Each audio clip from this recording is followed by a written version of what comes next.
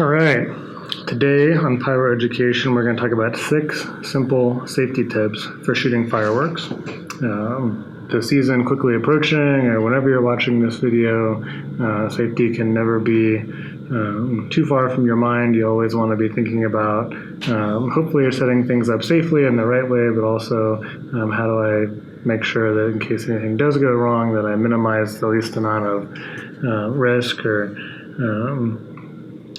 create the safest situation for yourself as well as the spectators. So the first tip, you're firing cakes, probably are if you're shooting a consumer show, your ABCs, remember your ABCs, always brace cakes. There's several ways you can brace cakes to make sure they don't tip over, depending on what size of cake. If you got a bunch of small 200 grams like this, probably the easiest way you can do it, duct tape them all together. Just a couple of loops of duct tape around them, create a nice big footprint. That's really going to ensure they don't tip over. Or maybe you've got a couple of different mixed cases, mixed sizes of cakes together. You've got your audience this way. Put some small cakes behind it here, making sure that they tip over, they at least can't tip over towards your audience. Better yet, duct tape them around that big cake as well.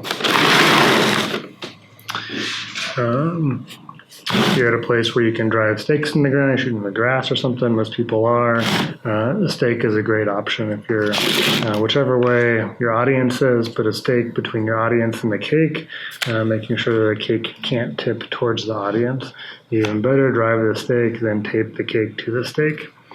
You want to maybe a simple way to brace a lot of cakes. It doesn't work as well for 200 grams because they're still pretty small, but for 500 grams, you could create a big line of cakes, stake that first cake, stake that last cake. The only place they're ever going to go is sideways, not going to fire into your audience. Pretty safe. Again, if you want that extra layer of security, duct tape the whole thing once or twice as well. The duct tape, I mean, it's not structural, right? It's not going to stop a blowout from ripping through the tape. It's all of the majority of the force when a cake is going off is being distributed into the ground. And so all the tape is there to do is prevent that wobble from the recoil.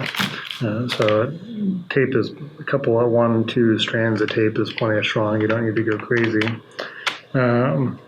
If you're shooting on concrete, it gets a little, or asphalt, whatever, any kind of hard surface where you can't drive a stake. It gets a little more interesting about how you always brace cakes. Again, the potting technique, just duct tape them all together is probably the best.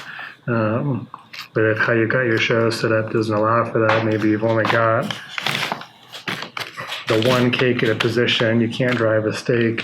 You might need to get creative, either glue it to a board to give it a bigger footprint so it can't tip, or maybe even create some sort of trough or box that you can put it in so that you can secure it to that and not tip.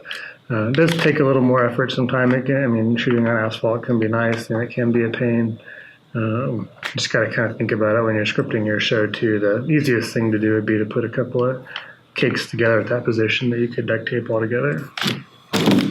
So number 2, rack placement. If you're the crowd, you always want your rack perpendicular to your crowd line. And the reason for that is if this rack is to blow up or blow out, have any sort of failure, it's likely going to take the sideboards off.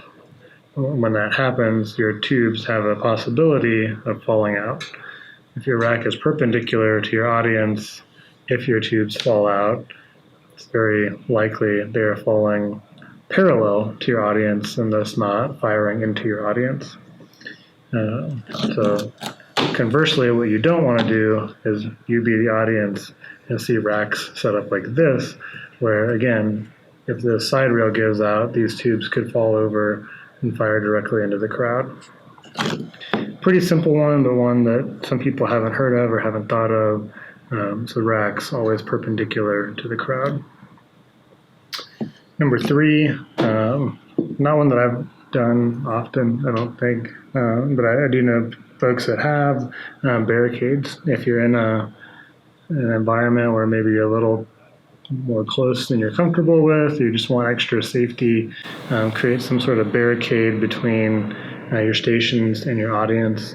It can be very simple, some 2 foot high, 4 foot high plywood, so either a 2x8 or 4x8 sheet of plywood, minimally braced, just so it stands up, doesn't have to be super strong. Probably it may not stop everything. You can probably find videos, of a 3-inch shell blowing clean through plywood when set on top of a tube.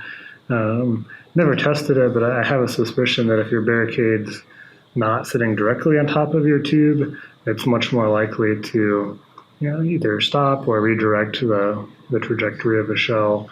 So it can be something pretty simple to just create a barricade, of a 3/4 inch piece of plywood, roughly in front of your station, between your station and the audience.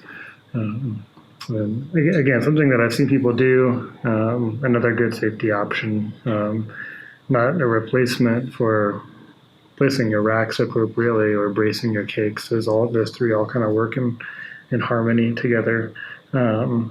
Really though, number 4, there's no substitute for distance. I like the 100 foot per rule, 100 foot per inch rule. I also find that works pretty well in conjunction with just my preferences as far as choreography. I like seeing effects, at least in consumer, from about 300 feet away. I think it lets you kind of layer 200 gram, 500 gram no-ab, things like that. Well, if you're closer, maybe it's fun when you're shooting off 1 or 2 cakes, but it's difficult to really capture the artistry, I think, when you're too close. So I like the 100 foot per inch rule. And honestly, there's no replacement for distance in terms of safety. So I would always advise that you abide by that 100 feet per inch rule, or more, if that makes you more comfortable. And if you're going under that, then you really need to start thinking about the other safety options or thinking about leveraging barricades. The other thing that factors into that, a lot of people like to, again, get as much stuff as close as possible. And so they do, okay, my 200 grams are going to be here, my 500 grams are going to be here, my flame pots are going to be here. I did a video a while back about multiple firing lines and kind of the implications that I've noticed of those, and I'll link out to that right now. In my opinion, I usually try to keep it pretty simple and not do too many lines. I kind of can get into some unintended consequences from like smoke management and overall choreography look when you try to get too complex with the number of lines that you have. Okay, number 5 is all other things considered. If you're the lead shooter, I'm assuming you are if you're watching this video, or most people watching this video will be lead shooters, at least of their own personal shows. You always have the final call, and if there's anything about what's going on, the setup, where the audience is, the weather, the wind, whatever, that you're not comfortable with, that is totally your choice to say we're not doing this, or we're not doing this until X happens or X changes. That's your right as the lead shooter of the show to not shoot the show until you're comfortable with everything. And I would extend this rule well on into the professional world. Sure, there's other stakeholders at play. The sponsor may not be happy if the show doesn't go as planned, on time as planned, or at all if you're not comfortable shooting it. Your employer may not be happy if your sponsor is not happy. But ultimately, it's likely your license. Certainly, it's your conscience. If anything were to happen, and so if you're not comfortable with the situation, don't shoot the show until you're comfortable with it. That's your call. Number 6, appropriate for the last of our tips today, is around cleanup. So once you're done shooting the show, still safety considerations to be had. First, the easiest thing you can do is just wait. I would recommend waiting at least 20 minutes after your show is over to wait for any hang fires. This is especially relevant in the 1-3 world, but I've seen plenty of hang fires in the 1-4 world as well, where just give it some time. There might be still some stuff still smoldering out there or whatever. Give it some time, make sure there's no hang fires or anything else going on. After you've waited, depending upon who you have helping you out, if you're doing a 4th show or something like that, maybe you've got friends, family, they're not around fireworks a lot, go out there first before they go out there and inspect all your stations. Especially if you're doing 1-3, hopefully you're doing that with people that know what they're doing. Even then, be very selective and very prescriptive on who's going to check the racks before the full crew goes out there. You don't need to add extra risk unnecessarily.